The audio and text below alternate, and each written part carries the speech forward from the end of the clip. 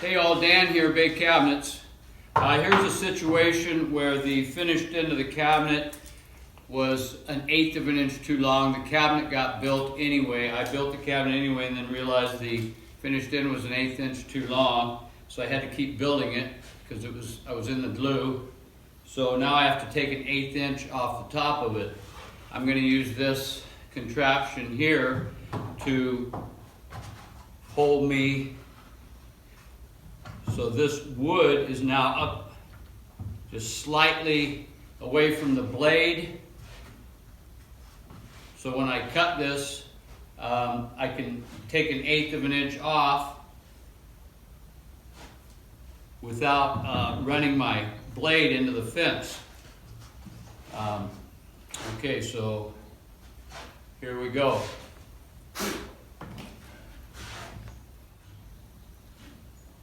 Okay, turning on the saw here.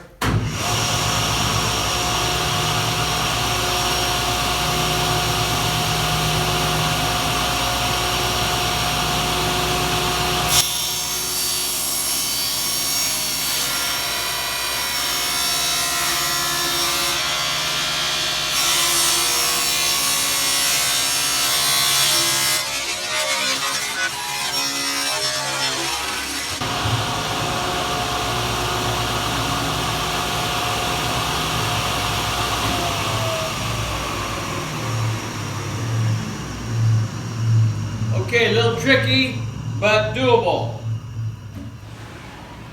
I was able to take that 1/8 inch off of there, tore it up a little bit because it was upside down, but it's paint grade and the countertop is going to cover that up. So there you go. A little contraption like this can keep you from running your fence right into that blade. Again, you're creating little arrows, so always stay to the side. All right. See you on the next video.